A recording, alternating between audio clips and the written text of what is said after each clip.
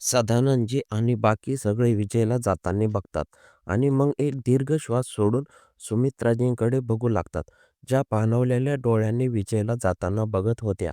वर आल्यावर विजय रागात आपल्या खोलीचा दरवाजा बंद करतो आणि सावित्रीच्या फोटो समोर जाऊन ओरडत म्हणतो की का गेलीस तू मला सोडून? सांग ना का? तुझ्या जाण्यामुळे आता सगळे मला दुसऱ्या लग्नासाठी फोर्स करत आहेत. कोणीच समजत नाहीये की तू माझ्यासाठी काय आहेस? कोणी मला समजून घेत नाहीये. का सावी? का गेलीस तू मला सोडून? I miss you so much. I am missing you a lot my love. इतकं बोलताच त्याच्या डोळ्यातून अश्रू वाहू लागतात. जे न पुसता तो एकटक सावित्रीच्या हसऱ्या फोटोकडे बघत राहतो. पुणे, यशवंतनगर, शिंदे निवास. सुजाता शिंदे किचनमध्ये काम करत होत्या. तेवढ्यात बाहेरून राजेश शिंदे त्यांना आवाज देत म्हणतात की नाश्ता मिळेल की आज ना खाताच कामावर जावं लागेल. त्यांचा आवाज ऐकून सुजाताजी पटकन चहा एक कपमध्ये गाळून एका प्लेटमध्ये भाजी आणि चपाती काढून लागतात. नाश्ता काढून सुजाताजी पटकन एका ट्रेमध्ये नाश्ता घेऊन बाहेर येतात आणि डायनिंग टेबलवर राजेशजी समोर ठेवतात. जे बघून राजेशजी त्यांना रागाने बघत म्हणतात की भेंडीची भाजी का बनवली आहेस? पनीर काय मी फक्त तुझ्यासाठी आणि तुझ्या मुलींसाठीच आणलं होतं का? सुजाताजी घाबरत म्हणतात की जी ते पनीर तर काल रात्री जावई बापूंनी खाऊन टाकलं होतं. राजेशजी रागात ताट फेकून देतात आणि म्हणतात की मग थोडं माझ्यासाठी वाचून ठेवू शकत नव्हतीस का? तुला माहीत आहे ना मला भेंडी आवडत नाही, तरीही तू बनवलीस. त्यांच्या या वागण्यामुळे सुजाताजी दचकून मागे होतात. राजेशजी रागात पुढे येऊन आपला हात उचलणारच असतात की तितक्यात अंजली तिथे येते आणि सुजाताजींना आपल्या मागे करत राजेशजी समोर मान झुकून म्हणते की बाबा, मी तुमच्यासाठी पनीर वाचून ठेवलं होतं. तुम्ही बसा, मी घेऊन येते. राजेशजी रागात म्हणतात की आता मला काहीच खायचं नाहीये. या घरात जो कमवतो त्यालाच जेवण मिळत नाही आणि तुम्ही तिघी मायलेकी पोटभर खाता. मी आणि जावईबापू नेहमी कॉम्प्रोमाइज करतो. पण आता असं होणार नाही. आजपासून तुम्ही लोक जेवणात फक्त सुकी भाकरी आणि मीठ खाणार. त्याचं बोलणं ऐकून अंजली पाणवलेल्या डोळ्यांनी त्यांच्याकडे बघते आणि म्हणते की तुम्ही स्वतःच्याच मुलींसोबत असं कसं करू शकता बाबा? राजेशजी रागात तिला बघत म्हणतात की तुझ्यासारख्या मुली असतील ना, तर आई-वडिलांना हेच करावं लागतं. एकतर सासरी नीट राहू शकली नाही, म्हणून तिला इथं ठेवावं लागतंय.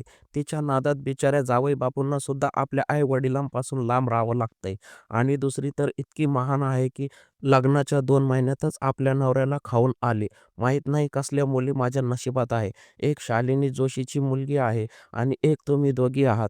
शिक काहीतरी तिच्याकडून की किती सुशील आहे ती. काहीही वाईट गुण नाही त्या मुलीत आणि तुम्ही दोघी बहिणी म्हातारपणी सुद्धा ओझं बनून राहिलात. राजेशजीच्या तोंडातून असे शब्द ऐकून अंजली पाणावलेल्या डोळ्यांनी त्यांच्याकडे बघते. त्यांचा टिफिन डायनिंग टेबलवर ठेवते आणि तिथून निघून जाते. सुजाताजी सुद्धा रडत तिला जाताना बघतात. राजेशजी म्हणतात की बस हेच येतं यांना. खरं बोललं की अशाच पळून जातात दोघी. तेवढ्यात रवींद्र जाधव, जो आधीपासून हे सगळं ऐकून एका बाजूला लपून हसत होता, तो बाहेर येतो आणि काहीच माहिती नसल्यासारखं नाटक करत म्हणतो की काय झालं बाबा, तुमचा मूड इतका खराब का आहे? राजेशजी म्हणतात की ज्या घरात अशा मुली असतील तिथे कोण सुखी राहू शकेल? चला जावई बापू, तुम्ही नाश्ता करणार की थेट माझ्यासोबत दुकानावर चालणार? रवींद्र चांगला बनण्याचं नाटक करत म्हणतो की अरे बाबा, तुम्ही न खाता जात आहात तर मी कसा खाऊ शकतो? चला मी पण येतो. राजेशजी काही न बोलता आपला टिफिन घेऊन बाहेर निघून जातो. रवींद्र तिरकस हसून सुजाताजींकडे बघतो आणि म्हणतो की खूप वाईट झालं तुमच्यासोबत आणि तुमच्या मुलीसुद्धा. असो, माझा नाश्ता तुमच्या दुसऱ्या मुलीने तयार केला आहे की तिलासुद्धा आज सकाळी-सकाळी डोस पाहिजे. त्यांचं बोलणं ऐकून सुजाताजी तिरस्काराने त्यांच्याकडे बघतात आणि किचनमधून टिफिन आणून त्याला देतात. रवींद्र तो घेऊन हसत तिथून निघून जातो. तेवढ्यात भक्ती जाधव ओमला कडेवर घेऊन तिथे येते आणि आईला रडताना बघून काळजीत विचारते की आई, काय झालं? पुन्हा काही झालं का? सुजाताजी कसं तरी हसून म्हणतात की या घराची सुरुवातच भांडणाने आणि आपल्याला टोमणे मारण्यात होते, तर यात काही नवीन नाहीये. त्यांचं बोलणं ऐकून भक्ती मनातून खूप दुःखी होते आणि सुजाताजींकडे बघते. सुजाताजी हसून ओमला आपल्या कडेवर घेतात आणि विचारतात की अरे, आज माझ्या ओमची झोप इतक्या लवकर कशी उडाली? ओम हसून त्यांच्याकडे बघत म्हणतो की आजी, आज दीदी स्कूलला गेली ना, म्हणून मी उठलो. सुजाताजी त्यांच्या गालाचा मुका घेतात आणि म्हणतात की बरं चला, मग तुम्हाला काहीतरी छान खायला देऊया. सांग, तुला काय खाणार तू? ओम आनंदाने म्हणतो, मॅडी. भक्ती हसून त्याचे गाल ओढते आणि म्हणते, की "अरे मॅडी नाही, मॅगी असतं ओम." ओम नाक मुरडत म्हणतो, की "तेच मग मम्मा, पण तू माझे गाल ओढत जाऊ नकोस." भक्ती पुन्हा त्याचे गाल ओढते, ज्यामुळे ओम चिडून आजीकडे तक्रार करतो. मग सुजाताजी भक्तीला ओरडतात आणि ओमला घेऊन किचनमध्ये जातात.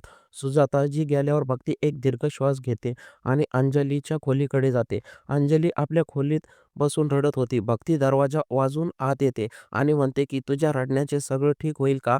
अंजली पाणवलेल्या डोळ्यांनी तिला बघते. तेव्हा भक्ती तिच्या शेजारी बसते.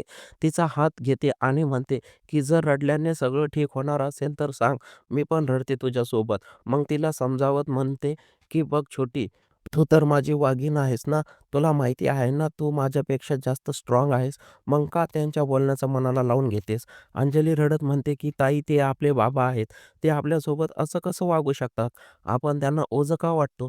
ते आपल्याशी तसं का वागत नाहीत, जसे बाकी सर्वांचे बाबा आपल्या मुलींशी वागतात?" माहिती आहे, जेव्हा शालिनी आत्या बोलते किंवा इतर कोणी काही बोलतं ना, तेव्हा तितकं वाईट नाही लागत. पण जेव्हा बाबा मला म्हणतात, की माझ्यामुळे माझे पती आज जगात नाही, तेव्हा ते ऐकून माझं हृदय तुटतं ताई. मला त्यांचा खूप तिरस्कार करायचा असतो, पण चाहूनही करू शकत नाही. काय करू, शेवटी ते माझे बाबा आहेत ना. आणि मी त्यांची अनवॉन्टेड मुलगी. तिचं बोलणं ऐकून भक्ती तिला मिठी घेते आणि अंजली ढसाढसा रडू लागते. तर चला जाणून घेऊया आपल्या गोष्टीची नायिका आणि त्यांच्या कुटुंबाबद्दल. राजेशजी शिंदे हे अंजलीचे वडील आहेत. त्यांची स्वतःची सोनाराची मोठी दुकान आहे. हे आपल्या मुलींना फक्त एक ओझं समजतात. त्यांचं कारण त्यांची धाकटी बहीण शालिनी जोशी आहे, जिने त्यांचे कान भरून त्यांना मुलींच्या विरोधात केलं आहे. यामुळे त्यांना आपल्याच मुली ओझं वाटतात. आपल्या बहिणीमुळेच ते सुजाताजींशी सुद्धा चांगलं वागत नाहीत आणि कित्येक वेळा त्यांच्यावर हातसुद्धा उचलला आहे. सुजाता शिंदे या अंजलीच्या आई आहेत, ज्या आपल्या मुलीवर खूप प्रेम करतात, पण पतीला खूप घाबरतात. आयुष्यभर त्यांनी फक्त पतीची सेवा केली आणि त्यांचा अपमान सहन केला. रवींद्र जाधव हा भक्तीचा पती आहे, जो अत्यंत लबाड आणि दुष्ट माणूस आहे आणि आपल्याच मेहुणीवर वाईट नजर ठेवतो. हा नेहमी राजेशजींना सुजाताजी, अंजली आणि भक्तीच्या विरोधात भडकवत असतो. लग्नानंतर हा काही काम करत नव्हता, म्हणून तो भक्तीला घेऊन शिंदे निवासात राहू लागला आणि राजेशजींच्या दुकानात कामाला लागला. पण या सगळ्यात त्याने हुशारीने सगळा दोष भक्तीवर टाकला, की भक्ती सासरी राहू शकली नाही, म्हणून ते इथे राहत आहेत. भक्ती जाधव ही अंजलीची मोठी बहीण आहे. ती अंजलीपेक्षा 10 वर्षांनी मोठी आहे आणि तिने अंजलीला आईसारखं प्रेम दिलं आहे. पण पती आणि वडिलांपुढे ती काही बोलू शकत नाही. फक्त आपल्या मुलांसाठी ती सगळं सहन करते. तिला 2 मुलं आहेत, ज्यांच्यावर ती खूप प्रेम करते. तिला आपल्या पतीची कारनामे माहिती आहेत, पण मुलांसाठी ती गप्प आहे. अंजली शिंदे ही 21 वर्षाची आहे. हिचं लग्न 3 महिन्यापूर्वी झालं होतं, पण 2 महिन्यातच पतीचं निधन झालं, ज्यामुळे सासऱ्यांनी तिला घरातून काढून दिलं आणि आता ती माहेरी राहते. ती लहानपणापासून खूप घाबरलेली आणि शांत राहणारी मुलगी आहे. घराची भांडणं पाहून तिचा स्वभाव असा झाला आहे. हिचं स्वप्न काहीतरी वेगळं आहे, पण ती एक अनवॉन्टेड मुलगी असल्यामुळे ते पूर्ण करणं तिच्या हातात नाही. आता वळूया गोष्टीकडे. काही वेळाने अंजली स्वतःला सावरून भक्तीपासून वेगळी होते. जेव्हा भक्ती वातावरण बदलण्यासाठी म्हणते, की "यार बघ कशी चेटकिनीसारखी दिसतेस. जा तोंड धुवून ये, नाहीतर ओमने तुला असं बघितलं तर तो घाबरून पडेल." अंजली डोळे पुसून तिला रागाने बघते. तेव्हा भक्ती हसून म्हणते, की "जा तोंड धुवून ये. आता काय दिवसभर चेटकिनी बनून राहण्याचा विचार आहे का?" अंजली उठून बाथरूममध्ये जाते. तेव्हा भक्ती रडत स्वतःशीच म्हणते, की "माहीत नाही तुझ्या आयुष्यात कधी सकाळ होईल आणि आईने तर कसं ते आयुष्य काढलं, पण तुला असं आयुष्य जगू देणार नाही. माहीत नाही सगळं ठीक कसं होईल." अंजली बाहेर आल्यावर भक्ती हसत म्हणते, की "चल आता बघूया आजी नातू किचनमध्ये काय खिचडी पकवतात." दिवसभर सगळं हसत खेळत जातं, पण रात्री पुन्हा तेच होतं. राजेशजी घरी येतात आणि ओरडायला लागतात. जेवताना ते अंजलीला म्हणतात, की "तुला बघायला परवा पाहुणे येत आहेत, तर तयार राहा." हे ऐकताच अंजलीला धक्का बसतो. अजून ती सासरच्या आठवणी विसरली नव्हती. पुन्हा तेच सगळं सहन करावं लागेल, या विचाराने ती थरथरायला लागते. भक्ती तिचा हात पकडून धीर देते आणि म्हणते, की "पण बाबा, अजून तर छोटीच्या पतीला जाऊन फक्त 1 महिना झालाय, मग इतकी घाई का?" राजेशचे हात दाखवून तिला गप्प करतात आणि म्हणतात, की "तू स्वतःवर तर इथे येऊन पडली आहेस. आता हिचा खर्चसुद्धा मीच उचलावा असं वाटतं का तुला? गुपचूप परवा तिला तयार कर." त्यांना हिच्याबद्दल सगळं माहिती आहे, तरीही त्यांनी या स्थळाला होकार दिला आहे. कदाचित ते लोक परवा थेट साखरपुडाच करतील. त्यामुळे काहीही कुरबुर करू करू नकोस. अंजली रागात ओरडून म्हणते की तुमच्यापेक्षा वाईट दुसरं कोणी असूच शकत नाही. पुन्हा एकदा तुम्ही मला लग्नाच्या दलदलीत ढकलू इच्छिता. पण का? मी तुमचं काय बिघडवलंय बाबा? का माझा इतका तिरस्कार करता? फक्त म्हणून की तुम्हाला मुलगा हवा होता आणि मुलगी झाली यात माझी काय चूक? का नेहमी माझ्यासोबत असंच होतं? राजेशजी रागात उठतात आणि अंजलीच्या गालावर जोरात थापड मारतात. म्हणतात की हिंमत कशी झाली तुझी माझ्याशी असं बोलायची? इतकी निर्लज्ज झाली आहेस तू? मग सुजाताजींना म्हणतात की घेऊन जा या मुलीला इथून, नाहीतर आज माझ्या हातून काहीतरी घटित घडेल.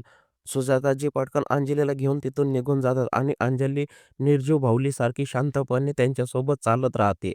काय अंजली या लग्नाला होकार देईल? कोणाचं स्थळ आलं आहे अंजलीसाठी? काय विजय लग्नाला होकार देईल? जाणून घेण्यासाठी भाग 4 नक्की बघा. जर कथा आवडली असेल तर सबस्क्राईब करा, लाईक करा, कमेंटमध्ये नक्की सांगा कशी आहे कथा.